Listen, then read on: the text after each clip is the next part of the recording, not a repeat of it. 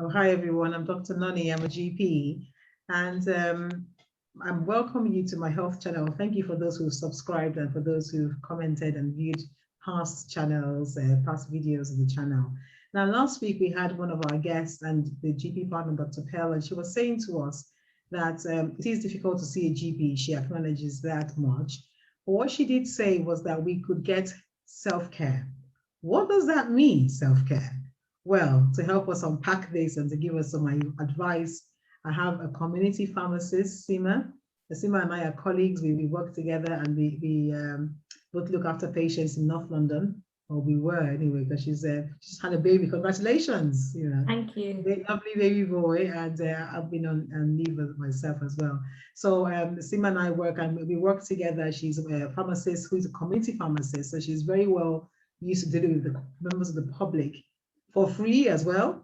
And then she also comes to the practice to help us out with our patients, and she has her own clinics as well. So Sima, you're very welcome. Welcome. Thank you very much. Thank you. So Sima, can you just explain to us, as you know, where I alluded to in the beginning, what is self-care? What does that mean? Okay, so self-care it says the word self-care tells you what it actually is. So it's looking after yourself physically and mentally, and making sure that you reach out for help if should you not feel well in any way. Obviously, with certain people with long-term conditions, you might need to reach out for help to maintain that condition and to be well. For people with minor ailments, you might want to reach out to actually resolve that underlying issue you have at the time. Before you reach out to your GP, there's access to people like myself, which you can come and see, and we could give you advice and help you through your problem in several ways. I think that's very important because the pharmacist is a very underused resource in medicine. And the community pharmacist is similar to the GP. They're in the community. All the pharmacists that you see are run, they have to have this pharmacist there.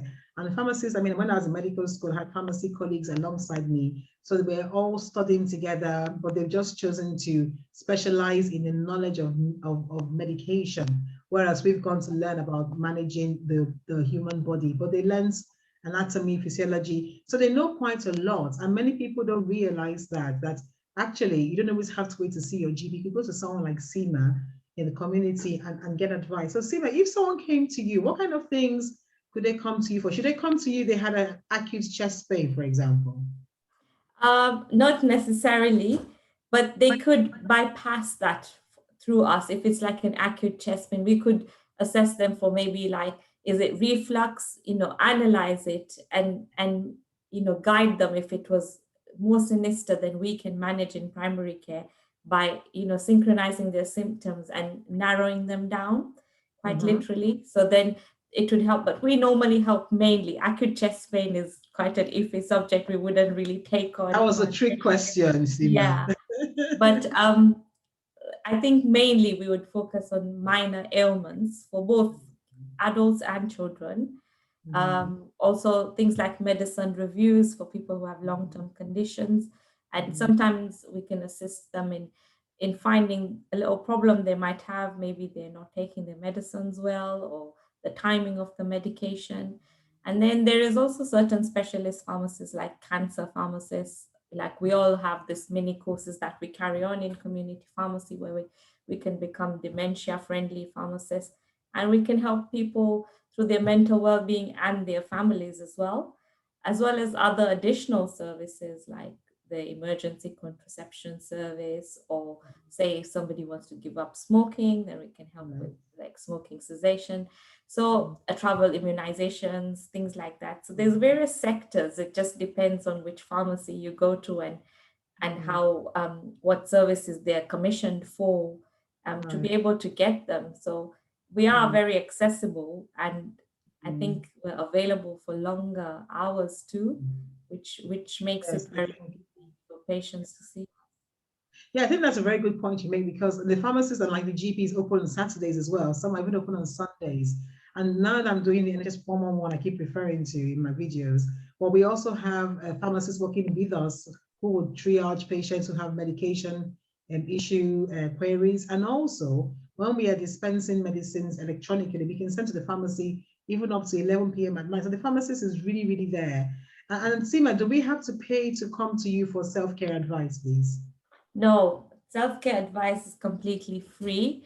So you just come and say to us that you have a problem. For example, I don't know, the baby has cradle cap, for instance, and then we'd lead you through what you need to do, and we'd also give you supplementary advice, like we'd give you a medication, but we'll also provide you with any additional lifestyle support advice, or come back to us if it doesn't, resolve in 2 or 3 days. Would give you warning signs, how to use the medicine.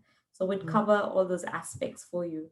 And if we did think there was something alarming, we would signpost you to the right direction as well. And I think that's the beauty about the pharmacist I like, because I think I've heard them say the pharmacist is there to prevent the doctors from making a mistake. And that's quite true, because sometimes doctors in their haste might prescribe the wrong thing. I know I've been called up by the pharmacist on more than one occasion, but not too often. GMC, they're not listening. It's like, Dr. Agobo, did you really want to give this? I'm like, oh. And then so that's what they're there for. They're there to sort of like, there's an extra resource to the community where they can guide you, where they can be there to even help the doctor. Sometimes you're like, what should you give? What should you prescribe? What medicines are out there now that there's Brexit and some medicines are no longer being produced? Isn't it? We have to ask a pharmacy. Yes. I know I've asked you before, Sima, can you find out what medicines I can still give to a patient with such a problem? And then you're very good at looking into it for me and telling me, Dr. Gomo, they're still producing this, but they're not producing that anymore, and things like that. And just, mild errors you make, maybe, you want to prescribe something and then you haven't spelled it properly or something, the pharmacist will pick it up and say, this is what you should be doing. So we all work in tandem. We're all part of the NHS community primary care team. And so please feel free to use our services. So let Sima have the last word. Sima, do you have anything else you want to say before we wrap it up today? Yeah, I'd like to say that, don't undermine the abilities of the pharmacist. If you need help, you know that you're not a bother and that you should always ask. No question is going to feel like really small.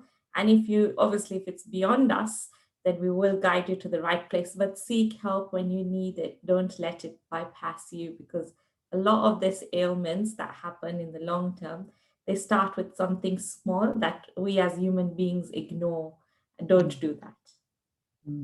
Well, I couldn't say it better. Thank you, Sima. You've been very, very kind, and thank you for taking time from your busy routine as a new mom to help us out today. So I just want to say a big thank you to you again. And it's a pleasure.